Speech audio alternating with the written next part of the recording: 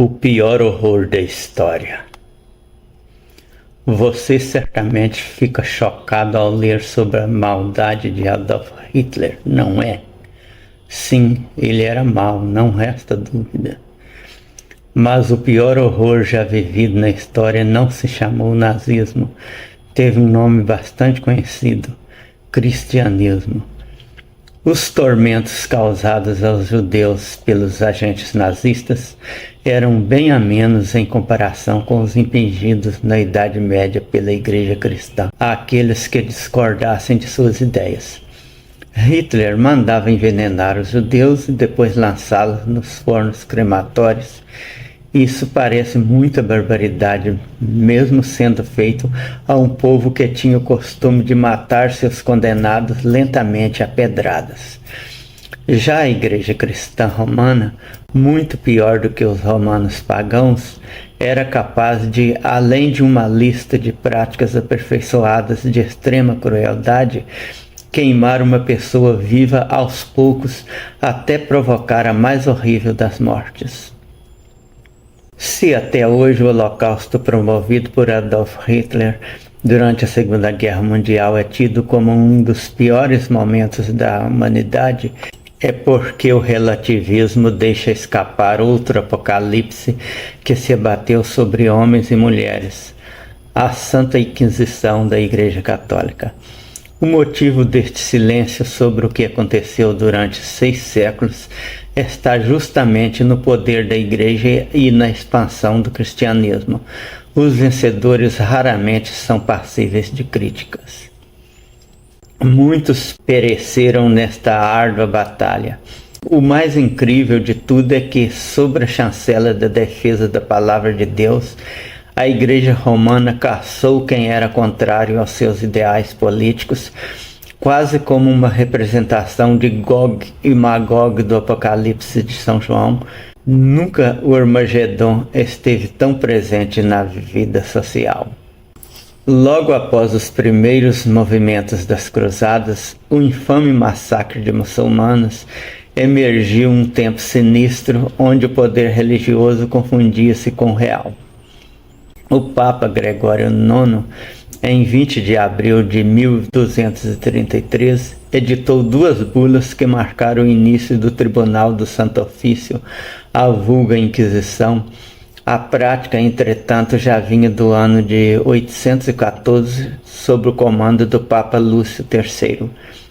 Esta instituição perseguiu, torturou e matou vários de seus inimigos, ou quem ela entendesse como inimigo, acusando-os de hereges. A bula Licet ad Capiendus, que verdadeiramente marca o início da Inquisição, era dirigida aos dominicanos inquisidores e continha o seguinte teor: onde quer que os ocorra pregar, estais facultados, se os pecadores persistirem em defender a heresia apesar das advertências, a privá-los para sempre de seus benefícios espirituais e proceder contra eles e todos os outros sem apelação, solicitando em caso necessário a ajuda das autoridades seculares e vencendo sua oposição, se isso for necessário, por meio de censura eclesiástica inapelável. Roberto El Bugre, chefe inquisidor da França, foi o primeiro a não hesitar em realizar rituais de execuções em massa. Seu sucesso contagiou toda a Igreja em 1252. O Papa Inocêncio IV editou a bula Ad Extirpanda, a qual institucionalizava o Tribunal da Inquisição e autorizava o uso da tortura. Mas o poder político era obrigado a contribuir com a atividade da Igreja. No processo de Inquisição, a denúncia era a prova máxima de culpa, cabendo ao acusado provar sua inocência. Ele era mantido incomunicável e ninguém, a não ser os agentes da Inquisição tinham permissão de falar com ele. Nenhum parente podia visitá-lo. Geralmente ficava acorrentado e era responsável pelo custeio de sua prisão. O julgamento era secreto e particular, e o acusado tinha de jurar nunca revelar qualquer fato a respeito dele no caso de ser solto. Nenhuma testemunha era apresentada contra ou a favor dele. Os inquisidores afirmavam que tal procedimento era necessário para proteger seus informantes. A tortura só era aplicada depois que uma maioria do tribunal a votava sob pretexto de que o crime torna-se provável, embora não certo pelas provas. Muitas vezes a tortura era decretada e adiada na esperança de que o medo levasse à confissão. A confissão podia dar direito a uma penalidade mais leve, e se fosse condenado à morte, apesar de confesso, o sentenciado podia beneficiar-se com a absolvição de um padre para salvá-lo do inferno. Ao estilo militar, a tortura também podia ser aplicada para que o acusado indicasse nomes de companheiros de heresia. Os acusados que se contradiziam podiam ser torturados para descobrir qual deles estava dizendo a verdade. Que horror! Não havia limite de idade para a tortura. Meninos de 8 anos e idosos de 80 eram sujeitos aos mesmos tormentos. As penas impostas pela Inquisição iam desde simples censura, passando pela reclusão carcerária, temporária ou perpétua, e trabalhos forçados nas galeras, até a excomunhão do preso para que fosse entregue às autoridades seculares e levado à fogueira. Esses castigos normalmente eram acompanhados de flagelação do condenado e confiscação de seus bens em favor da Igreja. Também poderia haver privação de herança até terceira geração de descendentes do condenado. A obrigação de participar de cruzadas também foi muito usada no século XIII. Na prisão perpétua, nem essa pena lhe dava salvação, já que com a morte do acusado, a Inquisição mandava queimar os restos mortais do herege e levar as cinzas ao vento, confiscando as propriedades dos herdeiros. O inquisidor Nicolau Eymerich foi quem deu contornos finais à prática. Em 1376, escreveu o Directorium Inquisitorium, onde estão conceitos, normas processuais a serem seguidas, termos e modelos de sentença a serem utilizadas contra os hereges. Este manual também ensinava a torturar. O tempo reforçou a Inquisição. Da França à Espanha, da Itália à Alemanha e Inglaterra, o espectro da bruxa seria o nêmesis da Igreja Católica. Mas seria um delírio paranoico de perseguição que resolveria a pressão dos desejos destrutivos com a explosão da caça às bruxas e as condenações à fogueira. Lentamente esta explosão acumularia sob a guia da Igreja todas as provas que serviram para repetir a condenação de Lilith. Junte isto à visão da época sobre a mulher, ou seja, que ela era a origem de todo o mal. Mas não só os católicos tinham culpa no cartório. Os protestantes tiveram também sua parcela, já que atribuíam ao canto, à dança, ao sexo e tudo mais que fosse motivo de alegria e prazer à intervenção direta do demônio. Tudo era motivo para se acusar alguém, principalmente uma mulher, de bruxaria. Clitóris grandes, marcas de nascença, cabelos avermelhados, olhos azuis claros, mamilos avantajados, etc. Pior, estes exames muitas vezes eram realizados em público para criar ainda mais desonra. As parteiras, as mulheres que utilizavam ervas, Pessoas que tratavam de dores e naturalistas foram todas queimadas, já que além da cobertura religiosa, a Inquisição também era um excelente negócio. Todos os bens eram confiscados. A condenação era quase sempre baseada em boatos, seguidos da tortura que durava até 24 horas por dia. Os tornozelos eram quebrados, seios decepados, enxofre derramado nos cabelos, tendões desfibrados, costas e braços deslocados, e muitas vezes as vítimas eram estupradas com objetos cortantes. À medida que o século XVII se desenrolava, as pessoas ficavam mais incrédulas com a bruxaria e em 1712 a última pessoa foi morta pela Inquisição na Inglaterra. Porém, o fim oficial se deu em 1843 na Espanha. O saldo desse holocausto da Igreja Católica é incerto, mas julga-se que tenha perecido pelas mãos dos tribunais algo em torno de 100 milhões de pessoas, a maioria mulheres, um verdadeiro apocalipse. A tortura na Inquisição.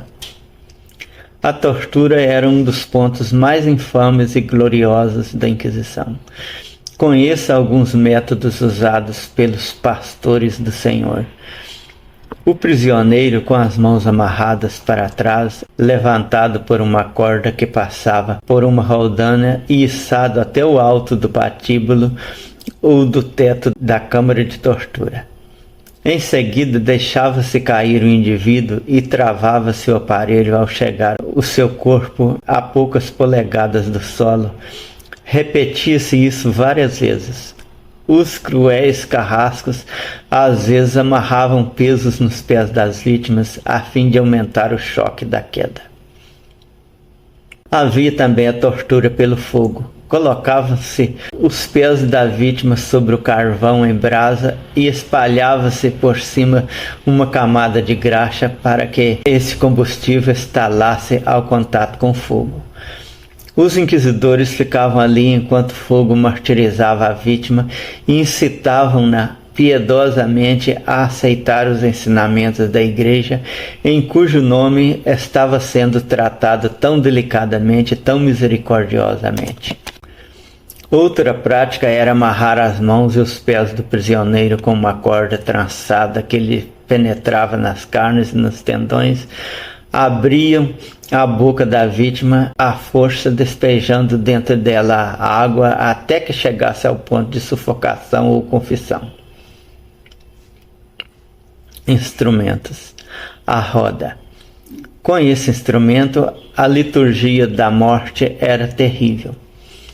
O réu era amarrado com as costas na parte externa da roda. Sob ela colocava-se brasas incandescentes. O carrasco, girando lentamente a roda, fazia com que o réu morresse praticamente assado. Açoite. Uma bola de ferro era usada para acabar com as costas do herege, que sofria terríveis espancamentos. Cadeira das bruxas. O condenado era preso de cabeça para baixo em uma grande cadeira. Tal posição criava dores atrozes nas costas, desorientava e aterrorizava a vítima. Além disso, consentia a fácil imposição de uma interminável gama de tormentos. A esta tortura eram submetidos principalmente as mulheres acusadas de bruxaria. Cadeira de inquisição. Principal instrumento do inquisidor. O réu devia sentar-se nu e com o mínimo movimento. Agulhas penetravam no corpo, provocando efeito terrível. Em outras versões, a cadeira apresentava o assento de ferro que podia ser aquecido com uma fogueira embaixo até ficar em brasa. A agonia do metal pontiagudo perfurando a carne nua era intolerável. Segundo registros, poucos acusados aguentavam mais que 15 minutos nessa cadeira antes de confessar. O cavalete. O condenado era colocado deitado com as costas sobre o bloco de madeira com a borda cortante, as mãos fixadas em 2 furos e os pés em anéis de ferro. Nesta posição era procedido o suplício da água.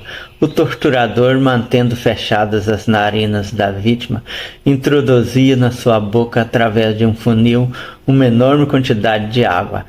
Dada a posição, o infeliz corria o risco de sufocar, mas era quando o bárbaro e os seus ajudantes pulavam sobre o ventre, provocando a saída da água. Então se repetia a operação até o rompimento dos vasos sanguíneos internos, com uma inevitável hemorragia que colocava fim ao suplício. Outro sistema de tortura que usava o cavalete reservado às suspeitas de bruxaria era aquele do fio de água. A imputada era colocada nua sob um finíssimo jato de água gelada e deixada nesta posição por 30 a 40 horas. Este tormento era chamado de gota tártara, porque foi inventado na Rússia.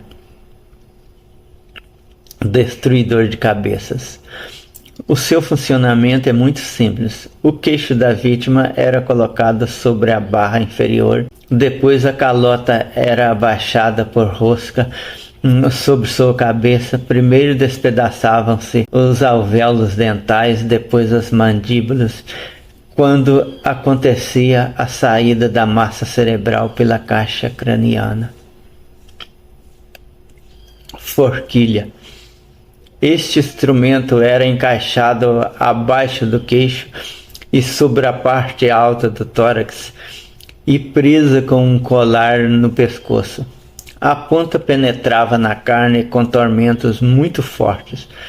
Não era usada para obter confissões, mas era considerada uma penitência antes da morte, a qual o herege sem escapatória era destinado. Pêndulo. A luxação ou deslocamento do ombro era um dos tantos suplícios preliminares à tortura propriamente dita. Entre estas, o pêndulo era o mais simples e eficaz. Era tortura comum na Idade Média. Todos os tribunais ou castelos eram dotados do pêndulo. A vítima era pendurada pelos braços a uma corda e levantada do chão.